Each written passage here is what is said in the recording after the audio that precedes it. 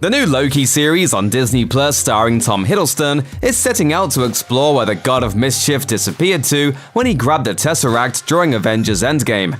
Scratching your head after the show's premiere episode? Here's the end of Loki Episode 1 explained. From the jump, Loki is making something very clear. This will be an in-depth dive into what makes the God of Mischief tick. This is a version of the character who was apprehended just after the events of the Avengers, after all. So he hasn't had the huge redemption arc through Thor: The Dark World, Thor: Ragnarok, and Avengers: Infinity War. It's been a very long day, and I think I've had my fill of idiots in armored suits telling me what to do. So when the Time Variance Authority picks Loki up in the Gobi Desert in Mongolia, he's not exactly cooperative. Which makes it pretty fun when one of the hunters knocks him out in slow motion before resetting the timeline with a device called a reset charge and carting him off to the TVA's headquarters. When Loki arrives at the TVA's offices, he's constantly trying to fight them off and escape. His selfish, manipulative nature bleeds through every single conversation he has, no matter who he's speaking to. And later, when the judge is sentencing Loki for his crimes against the timeline, he's still trying to worm his way out of the situation and pass the blame onto someone else. It's classic Loki. But the TVA refers to him as Variant L1130 because it's important to remember that the series isn't following the main version of Loki, the one who was killed by Thanos in Avengers: Infinity War. When the hunters use their reset charge in Mongolia, they close the new timeline branch Loki created when he escaped with the Tesseract. However, it's not entirely clear just how far the effects of reset charge go.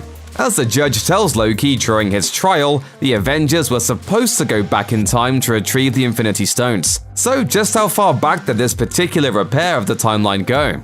Regardless of the overall effects of the reset charge, thanks to the intervention of Agent Mobius, this mischievous Loki variant is allowed to live, at least for now.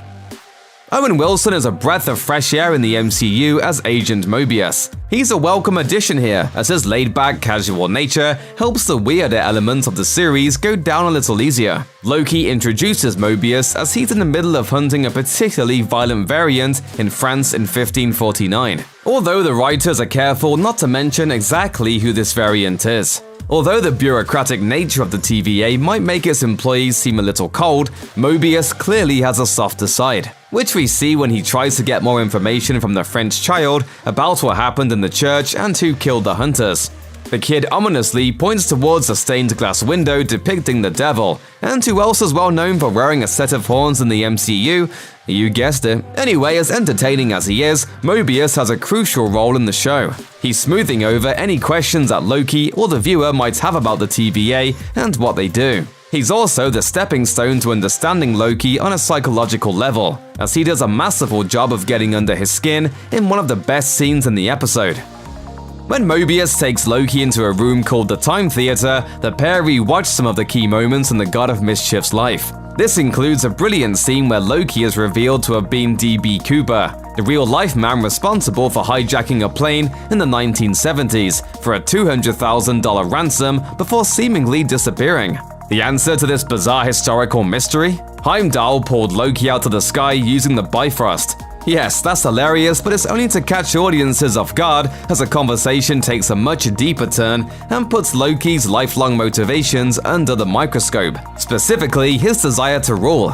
Why is Loki like this? Why does he want to rule Midgard, the Nine Realms, and Asgard itself? The former prince is forced to take a long, hard look at himself and the ramifications of his actions, even reckoning with the fact that he's destined to get his own mother killed by sending the Dark Elves up a specific set of stairs in Thor: The Dark World. But it all boils down to one question. Do you enjoy hurting people? It's only after Loki later realizes the inconsequential nature of the Infinity Stones within the TVA that he's completely honest with who he really is.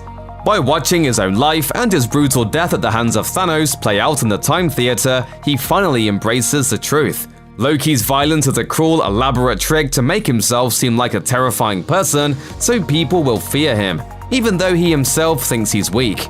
Oh Loki, you just saved yourself a very expensive therapist bill. After Loki's personal growth session, Mobius reveals the real reason that he's trying to work with him. There's another variant of Loki running around the timeline, killing the TVA's hunters and generally causing chaos.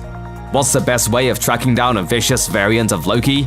Use another variant to get a better insight into the way the God of Mischief thinks and why he constantly engages in this level of violence. The thoughtful conversation Mobius and Loki had will no doubt come in handy when they eventually confront this alternate version of the Asgardian, if that even is the identity of the violent variant. Loki Episode 1 then quickly cuts to Salina, Oklahoma in 1859. Where a group of hunters go searching for someone who's messed with the timeline and is trying to get rich by drilling for oil in the past. Oh, if only that was the case. A hooded figure is revealed to be waiting for the squad, setting them on fire with the oil in the field in a brutal moment. This could be the same hooded figure who's briefly seen in the Loki trailers, the one many people are expecting to be revealed as Lady Loki, since actress Sophia Di Martino has long been rumored to be playing the character. In the Marvel Comics, Loki has taken the form of a woman from time to time, but it's typically been just another form for the same character. If the variant the TVA is hunting does turn out to be Lady Loki, it'll be interesting to see how the timeline diverged in a way to create her, how she escaped, and what she wants. But we'll just have to wait a week to find out more. Check out one of our newest videos right here, plus even more Looper videos about Loki are coming soon. Subscribe to our YouTube channel and hit the bell so you don't miss a single one.